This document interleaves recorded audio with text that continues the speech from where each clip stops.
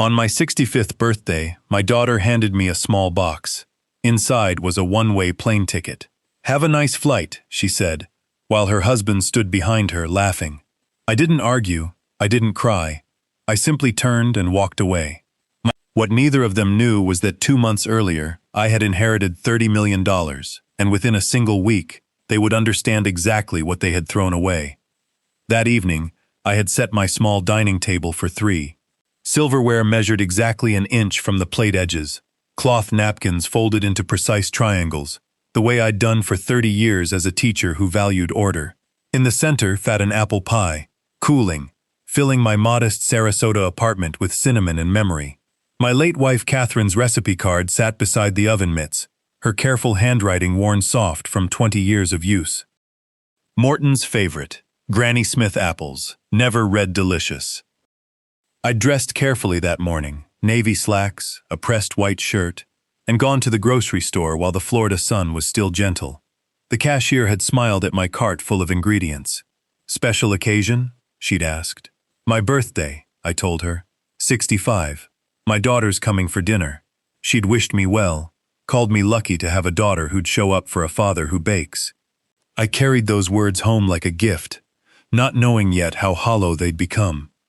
I wrapped 2 watches I'd bought 3 months earlier, luxury brands, nearly $800 from my teacher's pension, worth every penny, I'd thought, to see Georgiana's face light up. I wrote the cards by hand. "To Georgiana, may every moment count. Love, Dad. To Elmer, time for new beginnings." 7 o'clock came and went. I texted at 4, again at 5:30, called at 7:15, and reached her voicemail, her recorded voice sounding like it belonged to someone I used to know. By 9, the food had gone cold, and I sat there anyway, listening for a car that never pulled into the lot. At 11:47, my phone finally buzzed. "Sorry, couldn't make it. We'll stop by tomorrow." 8 words, no apology, no explanation, delivered with the same casualness someone might use to cancel a dentist appointment. I sat with an old photograph from Siesta Key Beach, the 3 of us, Catherine's arms around me, and our daughter, the sun setting gold behind us. I studied Georgiana's face in that photo, searching for the girl who used to beg me to bake this same pie every Sunday, who used to walk to my classroom just so we could go home together, who had once cried in my arms the night her mother died and whispered, "Don't ever leave me too, Daddy." I couldn't find her anymore. And beneath the hurt, a colder thought surfaced, one I couldn't shake. Maybe it wasn't her that had changed. Maybe it was what she now saw when she looked at me. That night, in the dark of my armchair, I pulled out a manila envelope I'd kept locked in my desk drawer for 2 months. Inheritance documents. My great-uncle William, a man I had met exactly twice in my life, once at my wedding, once at my father's funeral, had died and left me his entire timber fortune, $30,087,450. I had been planning to tell Georgiana the very next day, to give her half of it, my only child, my everything. But sitting there with that envelope on my lap, something shifted, settling into my bones like cold water. If she no longer saw me as her father, if I had become nothing more than an obligation to be managed and eventually discarded, then perhaps it was time she learned exactly what she had lost. The next morning, I drove to the house at the end of Bayside Drive, the house I used to own, before I signed the deed over to Georgiana 5 years earlier, as a gift, security for her future, a way of saying, "I trust you with what I built." My old attorney had insisted I retain something called a life estate, the right to occupy the property until my death, regardless of who held the deed. At the time, I hadn't thought I'd ever need it. The lawn was overgrown, badly needing a mow I would never have allowed. A sprinkler head lay broken, water pooling uselessly in the grass. The shutters were peeling white paint, and in the driveway, gleaming like an accusation, sat a brand-new Audi Q7, $75,000, easily. Georgiana opened the door before I could knock, dressed in athletic wear that probably cost more than my monthly grocery budget. Surprise flickered across her face, then irritation, then something like forced pleasantness. "Dad, you're here. I thought I'd save you the trip," I said evenly. She didn't invite me inside. We stood at the threshold of what used to be my home, me, on the outside looking in. She handed me a small box, wrapped hastily in cheap paper. "Here's your birthday gift, Dad. Sorry it's late." Inside, loose, no card, no envelope, just a printed airline ticket. Orlando International, departure the next morning. 1 passenger, one way. "One-way ticket," I said quietly. "Oh, is it? Must have been the website. You can book the return whenever." The lie hung between us like smoke. Elmer wandered out barefoot on hardwood floors I had installed with my own hands, wearing designer jeans and a Rolex that caught the afternoon light. $8,000, at minimum. "Mort, getting a vacation, huh? You'll love Orlando. Now you can see it as a tourist instead of just talking about it." I taught American history for 30 years. I told him I knew exactly what was in Orlando. He laughed, genuinely amused, calling me professor, with a mocking edge. I folded the ticket into 3 precise creases, the way I used to fold papers for filing, and slid it into my shirt pocket. I thanked Georgiana for the gift. Then I walked back across the lawn I used to mow every Saturday, got into my 15-year-old Honda, and drove away. In the rearview mirror, I watched them still standing in the doorway, Georgiana saying something to Elmer, Elmer laughing. My hands trembled on the wheel, not from sadness, but from something colder, something that felt like clarity, distilled into physical force. They believed I would simply drift away to Orlando and disappear. What they didn't know was the envelope waiting in my safe back home. 30 million reasons they had just made the worst mistake of their lives. I didn't go home right away. I sat in a parking lot overlooking the Gulf, turning the ticket over in my hands, marveling at the absurdity of it. Not Paris. Not California. Orlando, 45 minutes away. They hadn't even wanted me gone, just out of sight. Over the following 2 weeks, my kitchen table became a command center. I researched private investigators, interviewed 6 firms, and settled on Pinkerton. Licensed, thorough, discreet. I met investigator Marcus Webb in Tampa and handed him a typed sheet, full names, birth dates, financial details, addresses. "This is very thorough," he said. "I was a history professor," I told him. "Research is second nature." 2 weeks later, Webb called me back to his office, and the tone in his voice told me everything before I arrived. He spread documents across the table like a prosecutor building a case. Georgiana and Elmer were $180,000 in debt, $45,000 across 7 credit cards, $75,000 on that new Audi, $35,000 in home improvement loans, $25,000 more in personal loans. They were making minimum payments, barely surviving, 1 missed payment from collapse. Then he played me an audio recording, captured legally in a public bar 3 evenings running. Elmer's voice, unmistakable over the background noise. "Mort's taking a permanent vacation. Got him a one-way ticket, man. He'll figure it out. House is worth $850 easy. Mortgage is only $250 left. We'll clear $600 after everything. He's an anchor. Finally getting that weight off our backs." I sat perfectly still. $30 million sitting in my account, and to my daughter's husband, I was an anchor to be cut loose. Webb gave me his professional opinion. This wasn't spontaneous. The ticket had been purchased weeks in advance. It was step 1 of a plan. Wait for me to leave, then quietly sell the house, arguing I had abandoned it. I hired attorney Roy Stanford that same week. He confirmed what I suspected. The life estate clause meant they legally could not force me out or sell the property without my consent, no matter how badly they wanted to. Combined with the one-way ticket and the recorded conversation, I had grounds for complete gift revocation. We drafted the paperwork, but agreed not to file it yet. We would hold it as leverage.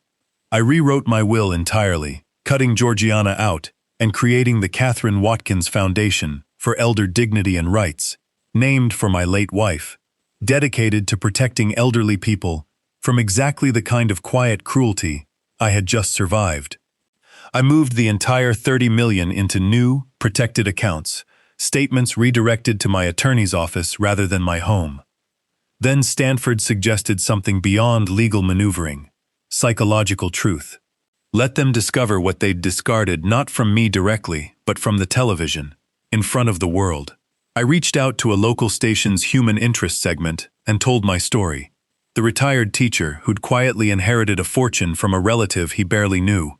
We filmed it in my apartment, family photographs carefully arranged in the background. I scheduled the broadcast to air while I was safely at an academic history conference in Vancouver, 2,500 miles away, completely unreachable. Sitting in my hotel room on the evening of June 11th, I watched my own face fill the screen, calmly telling a stranger about a fortune my own daughter didn't know existed. 90 seconds after the segment ended, my phone lit up. 7 missed calls. 14 texts within 5 minutes, the tone shifting rapidly from confusion to panic to desperate pleading. Georgiana's messages growing more frantic with each line, Elmer's laced with disbelief and profanity. I read every single one, analyzing the escalation, then typed a single reply, sent to them both. Thank you for the birthday ticket. I used it in my own way. Perhaps take some time to think about your actions. Then I blocked both numbers for 48 hours and ordered room service in peace. I later learned what unfolded while I stood at my hotel window, watching Vancouver's lights come on. Georgiana and Elmer drove to my apartment complex, pounding on a locked door, learning from a kind neighbor that I was away at a conference in Canada. Desperate, they paid $400 for an emergency consultation with an inheritance attorney, who told them plainly what Florida law already made clear. Adult children have no automatic claim to a living parent's assets, no matter the relationship. Panic turned to their last hope, the house. Surely they could sell it, clear their debts, be fine. Their own real estate attorney delivered the final blow. My life estate meant the house couldn't be sold without my written consent. They owned it, technically, but I held the only key. That night, Georgiana wrote me a long, tearful email. She admitted everything, the $180,000 in debt, itemized in full, the plan to sell the house the moment I was gone, even that the ticket had been meant to get rid of me. I don't expect you to forgive me. I don't deserve it. But please, if you ever love me, please come home. When I returned to Sarasota, I didn't rush toward forgiveness. I summoned them both to Stanford's office. Georgiana looked wrecked. Weight loss, dark circles, the visible toll of 2 weeks of financial terror. Elmer wouldn't even look at me. I laid 2 documents on the table between us, an agreement offering a path forward, and a notice of gift revocation, ready to file that same afternoon. The conditions were non-negotiable. 6 months of genuine family therapy, weekly sessions, with monthly reports on real engagement, not performance. Elmer would find full-time employment within 30 days and hold it for a year minimum. And they would pay me $500 a month in rent for the house, not because I needed the money, but because every check they wrote would remind them exactly whose signature still controlled their lives. After a year of real, verified compliance, I might reconsider helping with their debt. Might. Elmer called it humiliating, treating them like children. I told him, children aren't held responsible for their choices. Adults are. I reminded him I had a recording of his own voice, calling me an anchor, while plotting to sell my house out from under me. Georgiana signed with a trembling hand. Elmer signed like he was trying to tear straight through the page. For 2 months, the reports looked good on paper. Employment verified at a logistics company. Rent paid on time, twice. Therapy attendance logged weekly. But something felt too smooth after such resistance. I asked Stanford to dig quietly, and what he found confirmed my instincts. Elmer had secretly met 3 times that summer with a separate litigation attorney, exploring whether he could challenge my will by arguing I was too old, too diminished, to make my own decisions, all while collecting a paycheck and performing compliance in therapy. We filed the revocation immediately, full evidence attached, and the hearing came quickly. In Sarasota County Courthouse, Stanford methodically built the case before Judge Margaret Williams. The investigator's full report, the bar recording playing Elmer's own voice aloud in open court, the one-way ticket preserved in its plastic sleeve, Georgiana's confession email, and the recent secret consultations documented in full. Under cross-examination, Georgiana admitted she'd known about Elmer's attorney visits for over a month and said nothing, too afraid of losing the deal to warn me. The judge didn't deliberate long. The original gift, she ruled, had come with a reasonable expectation of good faith and basic dignity toward the life estate holder. An expectation violated first through the ticket and the recorded intentions, and violated again through quiet, ongoing bad faith carried out during the very agreement meant to rebuild trust. Gift revocation granted. 30 days to vacate. Court costs assessed to the defendants. I sold the house for $850,000 and placed every cent into the Catherine Watkins Foundation. Catherine's name, finally doing good in the world, protecting other elderly people from the exact kind of calculated cruelty I had nearly missed in my own daughter. With a portion of my inheritance, I bought a small oceanfront cottage on Siesta Key, modest, quiet, entirely my own. Elmer left 2 weeks after the ruling. Whatever had held their marriage together didn't survive what they'd built, and lost, together. The last time I saw Georgiana, she was alone on the porch of the house she was about to lose, moving boxes stacked along the walk. She told me she was sorry, for everything, that she knew it didn't matter now. I told her I believed she was sorry she'd lost. I wasn't yet certain she understood what she had actually done.